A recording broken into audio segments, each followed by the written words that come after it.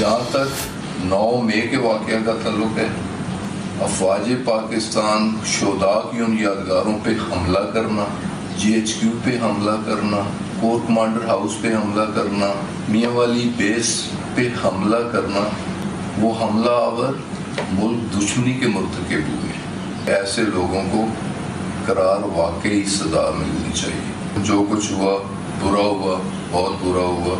इस बिना पर तहरीक इंसाफ से अलहदगी का ऐलान करता हूँ। नाज़रीन, आप देख रहे हैं red line special. Pakistan Tehreek Insaf खिज़ां के पत्तों की तरह बिखर रही है। एक और बड़े सुतून ने उनको आज छोड़ दिया। कल इनको गिरफ्तार किया गया था। पाकिस्तान तहरीक इंसाफ की क़यादत ने इसको कंडेम किया था, लेकिन आज इन्होंने 9 मई के वाक़यात को बुनियाद बनाते हुए वही स्क्रिप्ट पढ़ा जो इनसे पहले दर्जनों लोग पढ़ के पार्टी को छोड़ के जा चुके हैं। ज़ाहिर है 9 मई के वाक़यात बहुत बड़े हैं, लेकिन सियासी जमातों के ऊपर भी एक बहुत बड़ा इम्तिहान है। क्या पाकिस्तान तहरीक इंसाफ की मुखालिफ जमातों को इन हालात में खुश होना चाहिए? ये भी कहा जा रहा है कि कुछ अरसे पहले पाकिस्तान मुस्लिम लीग नून के ऊपर भी ऐसी ही उफ्ताद पड़ी हुई थी। आज हम इस सियासी मामले को टेकअप करेंगे और इसके बीच में हम कोर्ट के अंदर जो मामलात उठे हैं मिलिट्री कोर्ट्स के हवाले से। आज 9 रुकनी बेंच बना, उसके बाद जस्टिस काजी फायज़ ईसा की धुआंधार स्टेटमेंट्स के बाद जिसमें उन्होंने कानूनी और आइनी नुकात उठाए, वो बेंच टूट गया। फिर 7 रुकनी बेंच ने इसकी समाअत की। चौधरी एतजाज़ अहसन और लतीफ़ खोसा का ख्याल है कि उन्होंने ये मामला नेल कर लिया है, यानी मिलिट्री कोर्ट्स को अब वो नुकड़े लगा देंगे, लेकिन कोर्ट की तरफ से फ़िलहाल ऐसी कोई ऑब्जर्वेशन नहीं आई। क्या वाक़तन मिलिट्री कोर्ट्स के ऊपर सियासतदानों के लिए भी एक बड़ा महाज खुलने वाला है? क्योंकि इसके अंदर अगर सियासी शख्सियात को उनका ट्रायल किया गया तो एक मिसाल भी बन सकती है। 2 सीनियर सियासतदान हमारे पास मौजूद हैं। मोहम्मद ज़ुबैर तर्जुमान है मरीम नवाज़ के पाकिस्तान मुस्लिम लीग नून की तरफ से, उनका शुक्रिया। जाहिद खान साहब एक तवाना आवाज़ सियासत में तर्जुमान है अवामी नेशनल पार्टी के, उनका भी शुक्रिया। और नाज़रीन, इसी प्रोग्राम में हम आपको बता दें फिरदौस आशिक अवान हमें ज्वाइन करेंगी।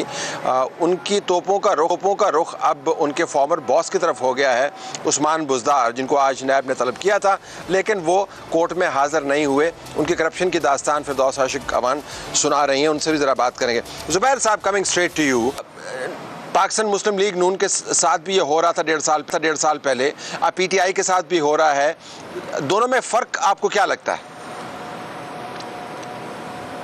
बहुत बड़ा फ़र्क है। एक तो पाकिस्तान मुस्लिम लीग के साथ वो पहली दफ़ा नहीं हो रहा था, जो 1.5 साल पहले या 2018 के बाद से जो शुरू हुआ था, और 99 से 2004, 5, 6 तक हुआ। बहुत से लोग जेलों में गए, जावेद हाशमी को बहुत सज़ा हुई, 93 में भी उनको निकाला गया था। सो वो एक उस तरह से आप कह सकते हैं Peoples Party of Muslim League Nawaz पाकिस्तानी सियासत को समझ गई थी उस हद तक कि जी यहाँ पाकिस्तान में ऐसे ही होता है कि कभी आपका हुकूमत में वक्त होता है और कभी बुरे हालात होते हैं और जेलों में आपको जाना पड़ता है और केसेस भुगतने पड़ते हैं। लेकिन आइडियोलॉजी एक होती है जिस पर आप खड़े होते हैं। आप जेल में जब जाते हैं या आप मुश्किल तरीन वक्त गुजारने के लिए तैयार होते हैं, वो आप इसलिए करते हैं कि आपकी एक आइडियोलॉजी होती है, आप उस कॉज को समझते हैं कि you are on the right cause. और मैं आपको बताऊँ अपने तजर्बे से 2018 से लेकर 2022 जब तक ये वोट ऑफ नो कॉन्फिडेंस नहीं हुआ था, और आपको पता है मरीम नवाज़ के साथ मैं पाकिस्तान के हर जगह इंक्लूडिंग गिलगित बल्तिस्तान, आज़ाद कश्मीर गया। मुझे हज़ारों लाखों वर्कर्स जो देखे, जिनसे बात हुई, एक भी ऐसा नहीं था जो कि परेशान था। सब at the peak of their मतलब सेटिस्फैक्शन कि जी हम एक बहुत बड़ी जद्दोजहद का हिस्सा है और उसमें जितनी भी मुश्किलात बर्दाश्त, क्योंकि उनके लीडर बर्दाश्त करने के लिए तैयार थे। नवाज शरीफ और मरीम नवाज वहाँ लंदन से छोड़ के आए थे जेल जाने के लिए। तो एक बुनियादी बहुत बड़ा फ़र्क है। अभी 9 मई जैसे जो वाक़या हुआ है वो इतना बड़ा है कि उसको डिफेंड कर ही नहीं सकते।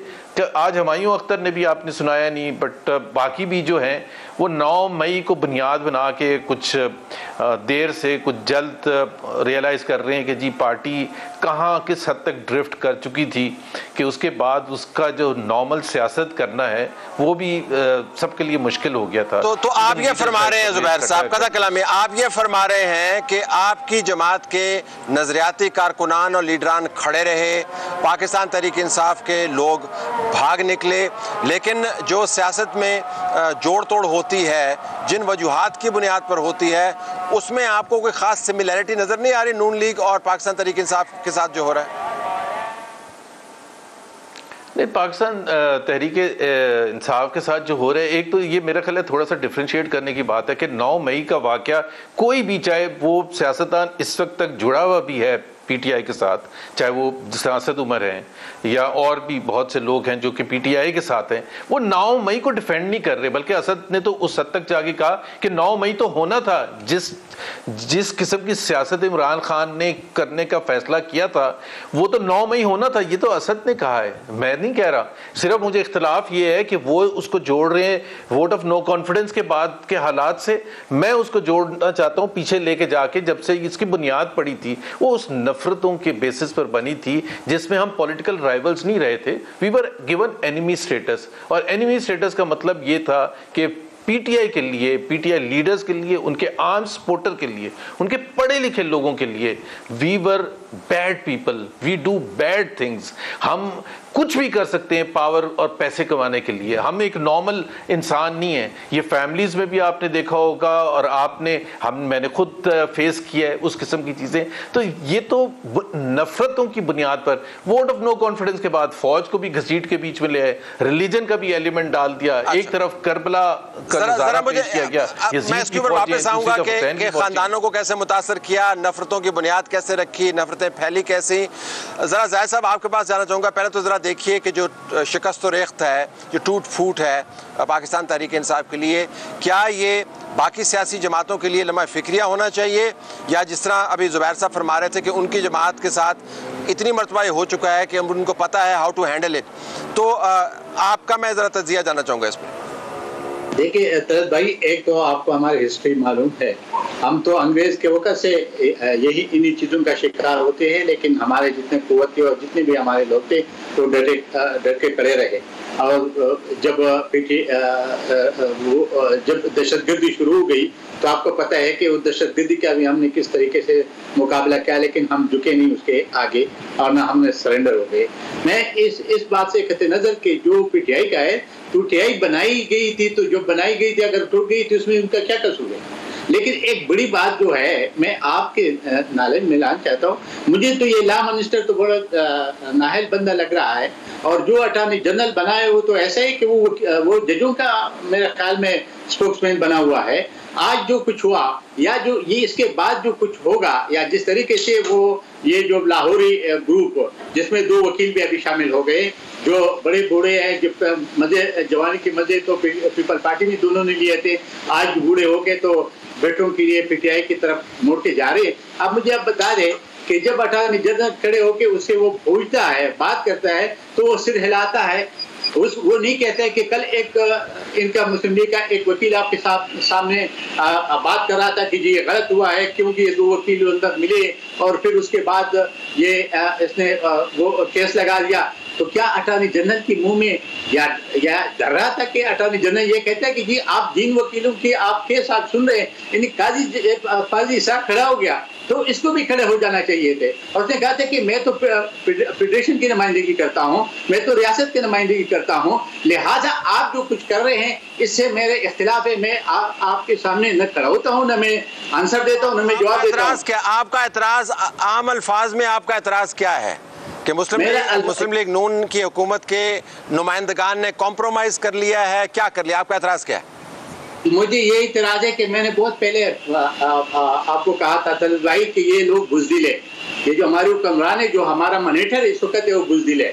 उसका आज रिजल्ट निकलता आ रहा है ना कि ये सूरत हाल जब हो कि आपके देखिए, जो आज अगर ये फैसला कर देते कि जी वहाँ पे कोई केस नहीं होगा, नहीं चलेगा, तो ठीक है, हम भी मॉनिटरी कोर्ट के खिलाफ है।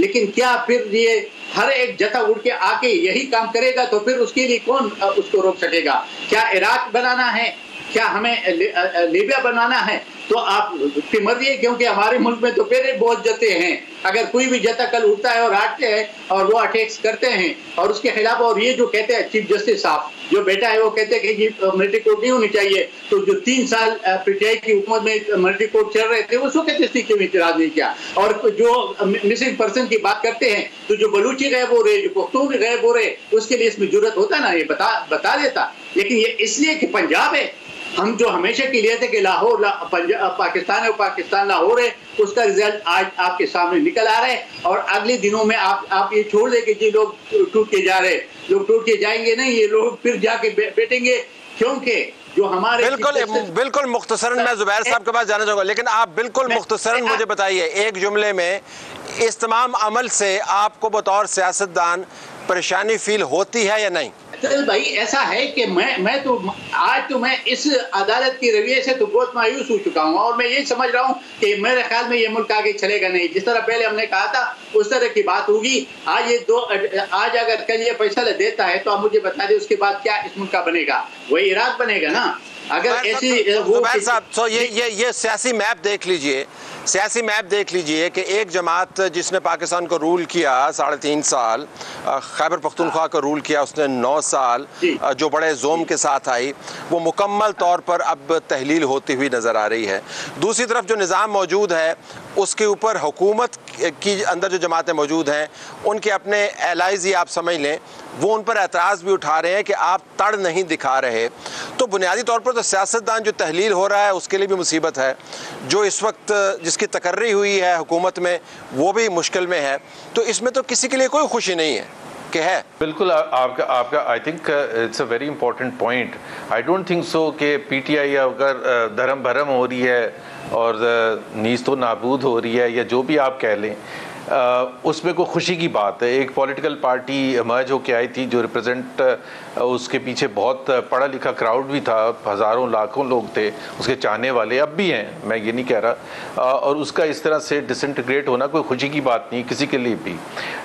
उनकी अगर वो पॉलिटिक्स को पॉलिटिक्स की हद तक ही रखते, और इसकी वजह से मुश्किलात सबके लिए हुई हैं कि क्रेडिबिलिटी का, पॉलिटिकल क्लास की क्रेडिबिलिटी का प्रॉब्लम क्रिएट हुआ है कि पहले भी पाकिस्तान की पॉलिटिशियंस पर इतनी क्रेडिबिलिटी नहीं थी। ये जो लेटेस्ट हमले हुए हैं और जो कुछ भी हुआ है उसके बाद से तो और ज़्यादा ख़राब हो गया। सो जिम्मेदारी भी बढ़ गई है उन पार्टीज़ के लिए जो कि on the other side of the fence हैं, जिस तरह पाकिस्तान मुस्लिम लीग नवाज़ है या पीडीएम की दूसरी जमातें हैं या इस वक्त कोalition में जो बैठे हैं। उनके लिए बहुत बड़ा चैलेंज हो गया कि किस तरह से वो कॉन्फिडेंस को, क्रेडिबिलिटी को रिस्टोर किया जाए। सो खुशी की तो कोई बात नहीं है इसमें, चैलेंज है। और चैलेंज जाहिर सी बात है, अगर अवाम ये उनके जो चाहने वाले हैं वो कहेंगे ठीक है हम आपकी तरफ देखते हैं, आप क्या डिलीवर करेंगे। So it's a very difficult phase जिसमें वो भी होना है कि जी जिन्होंने कानून तोड़ा है और जो परपेचुएटर्स हैं, जो जिन्होंने ये मनसूबाबंदी की, सब कुछ किया, उनको सज़ाएँ भी होनी चाहिए, लॉ भी अपना बिल्कुल एनफोर्स होना चाहिए। उसके साथ साथ उस हद तक ना चले जाएं कि बिल्कुल ही एक ऐसा सिचुएशन क्रिएट कर दें जहां कोई विनर ना हो। अच्छा, अब इसमें जुबैर साहब जो आने वाले दिनों में, अभी तो खैर सुप्रीम कोर्ट के अंदर ये मामला है, लेकिन सियासी तौर पर आने वाले दिनों में जो एक बहुत ही धमाका खेज़ मवाद से पुर चीज़ है वो ये है कि क्या सियासतदानों का, अगर वो 9 मई के हमलों में मुलव्वस हैं और उनके ख़िलाफ़ मुकदमे बन सकते हैं, क्या उनका ट्रायल मिलिट्री कोर्ट्स में होना चाहिए? अगर होना चाहिए तो किन का होना चाहिए? अगर नहीं होना चाहिए तो फिर क्यों नहीं होना चाहिए? ये सिर्फ आइनी सवाल नहीं है, ये सियासी सवाल भी हैं, क्योंकि यही मामलात, इस किस्म के मामलात मिलिट्री कोर्ट्स के नहीं, पार्टियों की तहलील होने के, उनको जोड़ने के पहले भी उठाए जाते थे और हम पीटीआई को कहते थे कि ये दिन आप पर भी आएगा, उन्होंने नहीं सुना। तो मैं आपसे जानना चाहूँगा, फिर जायद साहब के पास जाऊँगा कि जो मिलिट्री कोर्ट्स हैं जी, मैं उसमें क्या इस्तेमाल होना चाहिए? नहीं जाऊँगा कि जी, एक तो मैं उसमें नहीं जाता तलत कभी भी कि जी वो पीटीआई ने क्या किया था। अगर पीटीआई ने गलत किया था तो वो जस्टिफिकेशन आज गलत करने की नहीं बनती है। मैं कोई लीगल एक्सपर्ट नहीं हूँ, लेकिन मुझे 2 चीज़ों का बुनियादी तकाजा जो है, चाहे वो मिलिट्री कोर्ट में हो या सिविलियन कोर्ट में हो, इंसाफ होना चाहिए। इंसाफ का मतलब ये है कि किसी ने अगर गलत काम किया और उस हद तक गलत काम किया है जो नज़र आया हम सबको, हमने देखा 9 मई को, और ख़ुद जो जमात जिसके मातहत ये सब कुछ हुआ तो उसके खुद लीडरान ये कह रहे हैं कि इतना ख़राब हुआ है। तो इंसाफ का मतलब ये है कि जिन्होंने किया उनको सज़ा होनी चाहिए, लेकिन उनको बिल्कुल प्रोटेक्शन उस हद तक होनी चाहिए जिसकी हम हमेशा, मैं आप पाकिस्तानी हर एक डिमांड करता है। और हमें एक चीज़, दूसरी चीज़ भूलनी नहीं चाहिए। So I am no expert to say military court में होना चाहिए, सिविलियन कोर्ट में होना चाहिए, जहाँ भी होना चाहिए इंसाफ के तकाजे पूरे होने चाहिए। और दूसरी चीज़ ये, Pakistan is not isolated from the rest of the world. So जो भी हम करेंगे, जो भी इक़दाम उठाएंगे, चाहे वो मिलिट्री कोर्ट के थ्रू हो या सिविलियन कोर्ट के थ्रू हो, we have to satisfy our international friends. क्योंकि हम कोई आइसोलेशन, पहले हमारे ऊपर कम इकोनॉमिक मसाइल है कि हम ऐसी चीज़ें करेंगे जो कल को जी। असेंबली ने मिलिट्री कोर्ट्स के हवाले से करारदाद पास की हुई है, नेशनल सिक्योरिटी कमेटी ने इसके ऊपर अपना बयान जारी किया हुआ है, ISPR ने इसके ऊपर एक स्टैंड लिया हुआ है। तो इन अ वे ये कोई और हमारी हुकूमत ने भी लिया है कि हम इस, जी बिल्कुल वही मैं कह रहा हूँ। तो ज़ाहिर मैं तो ये डिनाई कर ही नहीं रहा, मैं डिनाई कर ही नहीं रहा, लेकिन जिंगोइज्म में मैं सिर्फ ये कह के निकल जाता जवाब में कि जी बिल्कुल इनका मिलिट्री कोर्ट पे होना चाहिए। इन्होंने जो हरकत की है, हरकत भी ऐसी की है कि 75 साल तारीख में नहीं कभी हुई है। सो अनयूजुअल तो है, और अनयूजुअल चीज़ को फिर अनयूजुअल तरीके से उसका ठिकाने भी लगाना चाहिए। और इंसाफ जब मैं कहता हूँ तो इंसाफ का मतलब ये नहीं कि उनको सेफ गार्ड होनी चाहिए। इंसाफ का मतलब ये है कि उन्होंने जो जराइम किए उसका बिल्कुल सज़ा होनी चाहिए। लेकिन मैं सिर्फ ये कह रहा हूँ, तफरीक ये कर रहा हूँ कि मैं कोई एक्सपर्ट नहीं हूँ। मिलिट्री कोर्ट पे हो, सिविलियन कोर्ट पे हो, सज़ाएं भी होनी चाहिए, और सज़ाएं किसी को तो होनी चाहिए ना, आखिरकार कोई तो था। ये सब कुछ बगैर वैक्यूम में तो कोई और कुछ लोग, बहुत से लोग कहते हैं, तलत एक आखिरी चीज़ मैं कह दूँ कि बहुत से लोग कहते हैं कि हमारे लिए 9/11, मैं कहता हूँ नहीं, 9/11 में जो हाईजैकर्स थे they were not Americans. America came under attack from foreigners. यहाँ तो हमारे अपने हैं, so this is worse than 9/11। यहाँ तो हमारे अपनों ने अटैक किया है। सो ये तो नहीं हो सकता कि जी अच्छा कुछ हुआ ही नहीं है। सो उस हिसाब से जिस तरह से वारदात की गई है, जिस तरह से अटैक किया गया है, और जिसका एक डेंजर था भी कि ये इस किस्म के हालात क्रिएट कर दिए इमरान खान ने नफरतों के, कि एक चिंगारी लगाने की देर थी और बाकी सब लोगों ने पूरा किया। कराची से लेके खैबर तक हर एक बाहर आ गया, और उस तरह से बाहर आया कि चाहे मियाँ वाली में था तो उसने जहाज़ों को जाके आग लगा दी, फैसलाबाद में था तो ISI के दफ्तर में घुस के आग लगा दी, लाहौर में तो हमें पता है कोर कमांडर जिना हाउस में जाके आग लगा दी, और जो कुछ उसमें फिर तमाशा किया गया, और जिस तरह से ललकारा गया, तो ये तो बनता है कि जी दे हैव टू फेस उसका एहतसाब तो होगा। अच्छा मुझे जरा ब्रेक में जाने दीजिए, तो ब्रेक के बाद में जब आपके के लिए भी, और जायद साहब से मैं शुरू करूंगा। जायद साहब के पास मैं सवाल छोड़े जा रहा हूं ब्रेक में, वो ये कि अवामी नेशनल पार्टी का क्या मौक़िफ़ है मिलिट्री कोर्ट्स के अंदर ट्रायल के ऊपर, बिलखसूस 9 वाक़यात की वो भयानक रिकॉल जो अभी ज़ुबैर साहब ने अपने कमेंट्स में की, और जो हमें पता भी है, उसके पस मंज़र में ब्रेक बाद। नाज़रीन, हम ज़ेर बहस लाए हुए हैं बहुत अहम सियासी मामला कि क्या मिलिट्री कोर्ट्स के ज़रिए सियासतदानों का ट्रायल होना चाहिए, वो सियासतदान जो घिनौने तरीन इक़दामात के मुर्तकिब हुए हैं। सुप्रीम कोर्ट की तरफ से 7 रुकनी बेंच ने नोटिस भी जारी कर दिए हैं, जो खबर आपने देख ली होगी, और कल इसकी समाअत होगी। जायद साहब ज़रा बताइएगा, आपकी पार्टी का मौक़िफ़ क्या है इस मामले पर? देखिए एतज भाई, हम तो हमेशा के लिए मिलिट्री कोर्ट्स के खिलाफ रहे हैं, और हम समझते हैं कि मिलिट्री कोर्ट में सेवज का केस नहीं करना चाहिए। लेकिन बदकिस्मत ये है इस मुल्क की, आपको मालूम है कि इसी PTI के दौर में तशद्दुद के लिए 3 साल दे दिया मिलिट्री कोर्ट्स को, और उनको कहा कि इसको सजा दे, और वो असम्बली से पास हुआ था, वो सारी चीज़ें असम्बली से पास हो गए थे।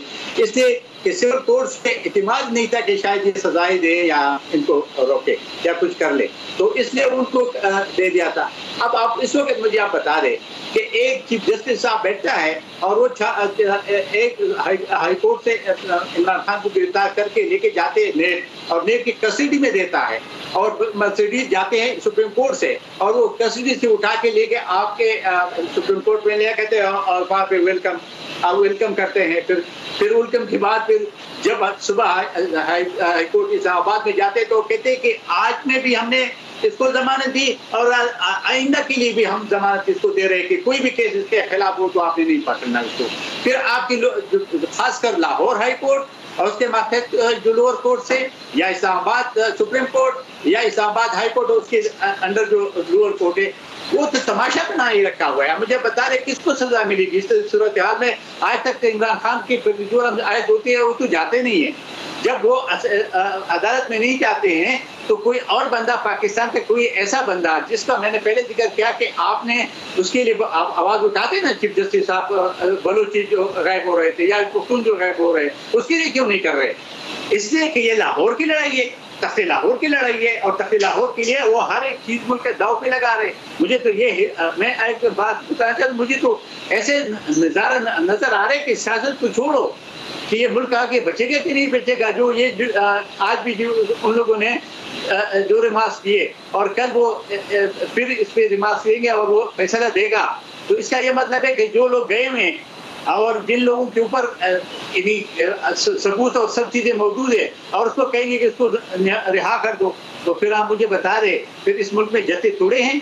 हर एक जत्था उठेगा, वो अपने कानून को हाथ में लेगा और कहेगा कि हमारे मानो, अगर नहीं मानोगे तो हम ऊपर। कल अगर सुप्रीम कोर्ट पे कोई चढ़ाई करता है तो मुझे आप बता रहे फिर सुप्रीम कोर्ट क्या करेगा?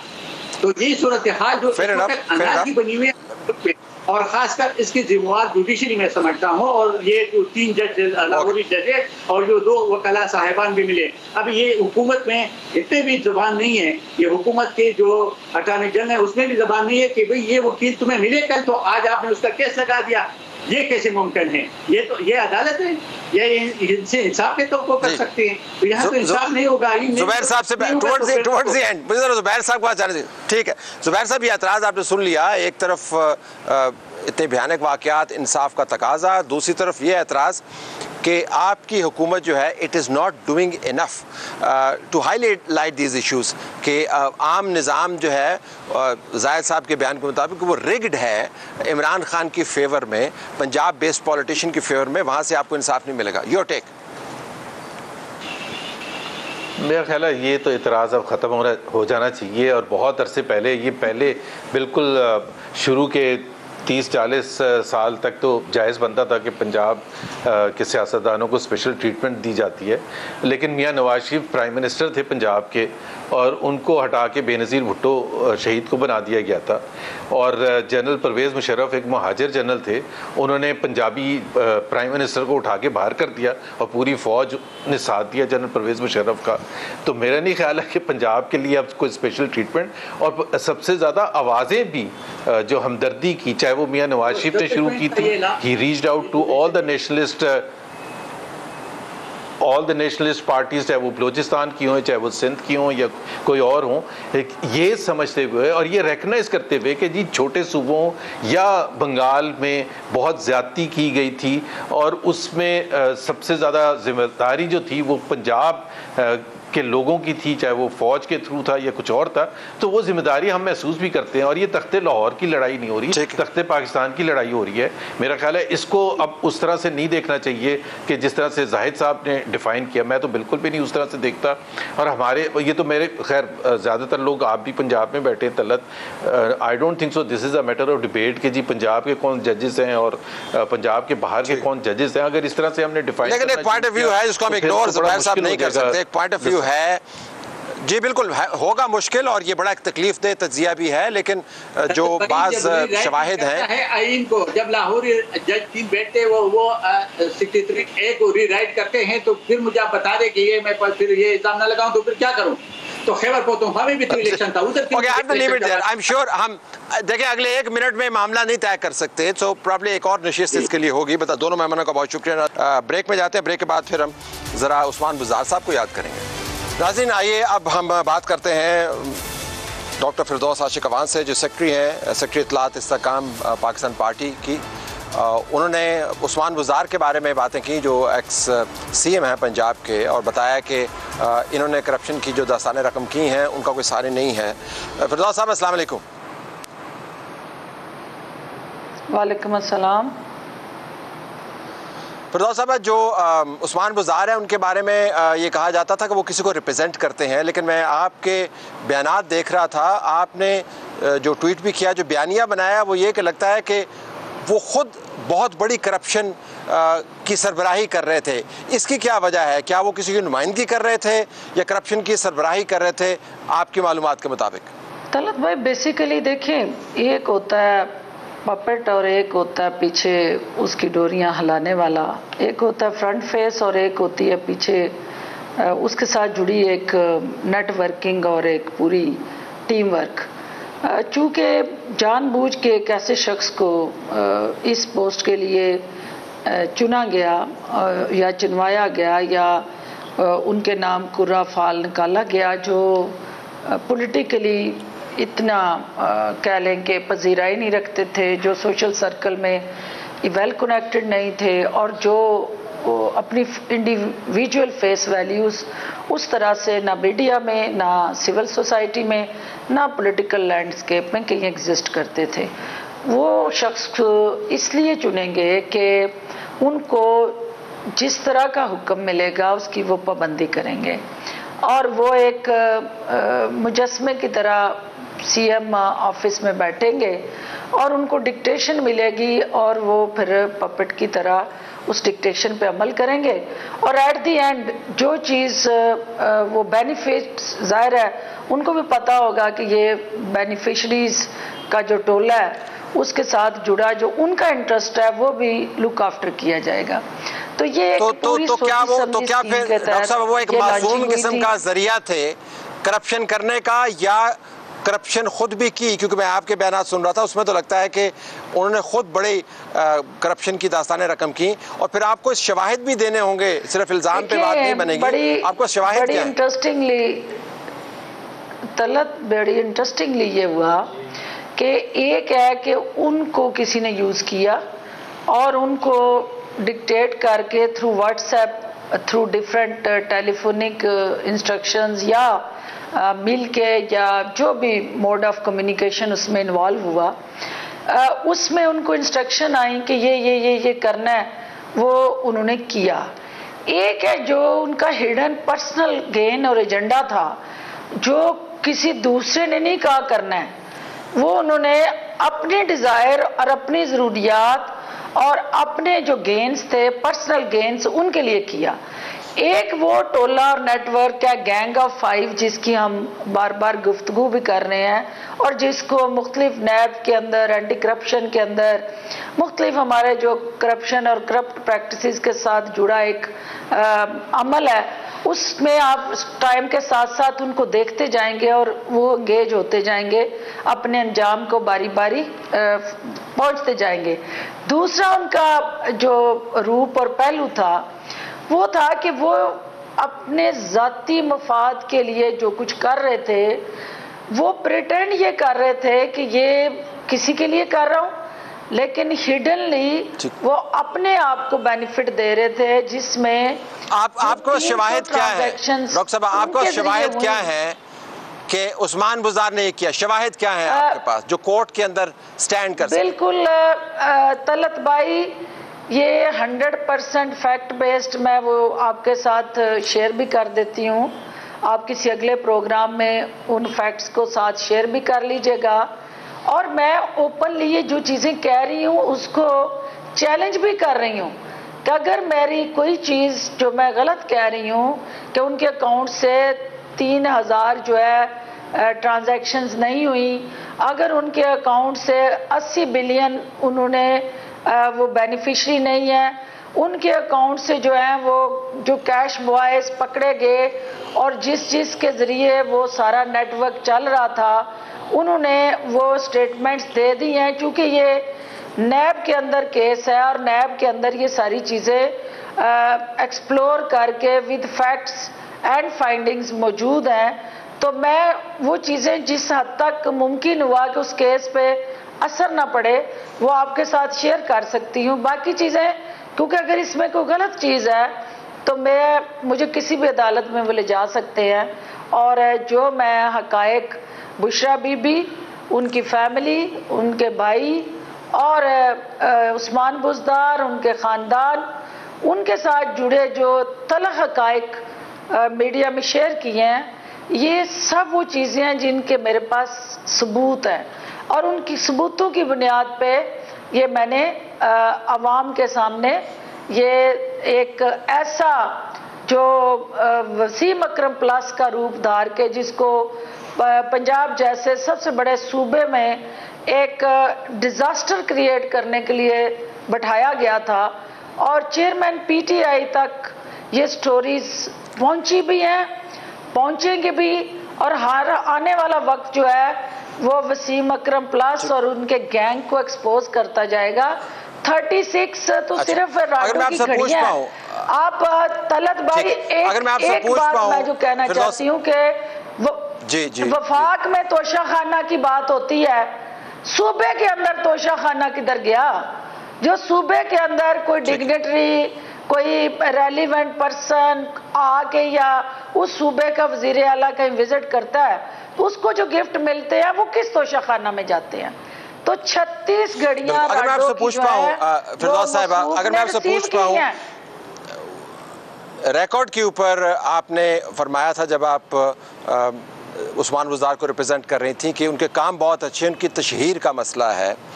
फिर आपने उनकी नुमाइंदगी की, तस्वीर भी आपकी हैं, आपके बयानात भी मौजूद हैं। तो जब आप उनके साथ उनकी तशहीर कर रही थी उस वक्त आपके इल्म में ये तमाम बातें नहीं थी क्या? बिल्कुल नहीं थी और ये बड़ी इम्पोर्टेंट बात आपने की है।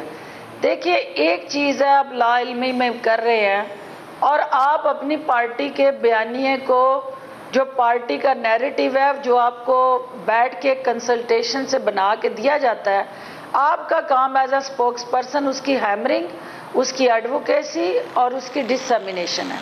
जो जो आप वहाँ वक्त गुजारते हैं, आप इर्द गिर्द देखते हैं, आप वहाँ के हालात को असेस करते हैं, आप उस सूरत हाल के अंदर मज़ीद प्रोब करते हैं तो आपको समझ आती है कि ये तो किससे ही उल्टा है।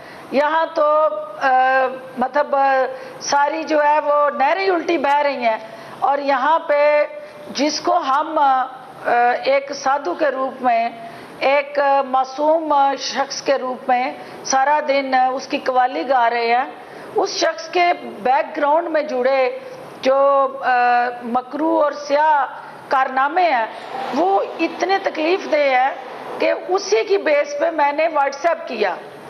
वो तमाम हकायक जो थे उनकी बुनियाद में ये जुर्म मुझसे सरजद हुआ और मैंने अपने कायद को, अपने लीडर को वो हकीकत बताने की कोशिश की और ये उनको समझाने की कोशिश की कि जहां मुझे आपने भेजा कि इनकी इमेज बिल्डिंग करनी है, वो इमेज बिल्डिंग मैं इनकी क्या करूं? इनकी तो बैकग्राउंड में ये बैगेज है, ये स्टोरीज हैं, ये हकायक हैं। उन्होंने क्या बताया आगे से? आपको क्या बताया? रद्द-ए-अमल क्या था उनका? उन्होंने मुझे बुक कर दिया। मैं ये जानना चाह रहा था कि उनका रद्द-ए-अमल ये था कि उन्होंने आपको निकाल दिया? उन्होंने ये किया कि उन्होंने वो मैसेज जो थे वो उस्मान बुज़दार साहब को भेज दिए, उन्होंने वो मैसेज जो है वो बुशरा बीबी को भेज दिए, बुशरा बीबी ने उस्मान बुज़दार को तलब किया और बुशरा बीबी ने कहा कि इसका अभी इस्तीफ़ा तलब करो, इसने तुम्हारे ऊपर एलिगेशंस लगाई हैं और ये इमरान खान साहब तक या पार्टी चेयरमैन तक या वज़ीर आज़म तक ये इसने डायरेक्ट पहुंचाई हैं, तो इसको हर हाल में रिजाइन चाहिए, मुझे आज ही चाहिए। मुझे ऐसे सीएम तो बुशरा जो थी वो मैडम आप उस्मान बुज़दार की वो सबमिट करें, मैनेजर थी, मैनेज कर रही थी। मैंने कहा जी किस लिए करूं? बुशरा उस्मान बुज़दार, उन्होंने मुझे कहा कि रिजाइन सबमिट करें बड़े राजदारी से, क्योंकि मैंने उनके दामाद को इलेक्शन जितवाया था। वो मेरा सामना नहीं कर पा रहे थे कि वो किस तरह से मेरे सामने आके कहें कि आप रिजाइन करें। तो मैंने उन्हें कहा जी रीजन में व्हाई शुड आई रिजाइन? तो उन्होंने कहा जी कि आपने बुशरा बीबी को और फराह गोगी को क्यों नाराज किया? आप ऐसा करें कि आपको मैं एक दिन देता हूं, आप उन दोनों को मना लें और वो राजी हो जाएंगी तो आप काम कर सकती हैं। अगर वो नाराज हैं तो वो आपका रेजिग्नेशन मांग रही हैं। तो मैंने उन्हें कहा था कि ये पड़ा रेजिग्नेशन, अगर फराह गोगी ने मेरी सियासी तकदीर और मुस्तकबिल का फैसला करना है तो मैं ऐसी सियासत पे लानत भेजूंगी, क्योंकि मैं इज्जत लेने के लिए बेइज्जत होना ये किसी सूरत मुझे गवारा नहीं है। तो मैं रिजाइन दे के घर आ गई थी और मुझे ये यकीन था। ठीक है, क्योंकि आपके साथ आपके पास बहुत तफसीलात हैं और आपने दुरुस्त कहा कि मुझे आपके साथ एक मुकम्मल नशिस्त करनी चाहिए, लेकिन बहुत शुक्रिया आपने हमें ज्वाइन किया। नाज़रीन, हमारी तरफ से यही कुछ इजाज़त चाहते हैं। अल्लाह हाफ़िज़।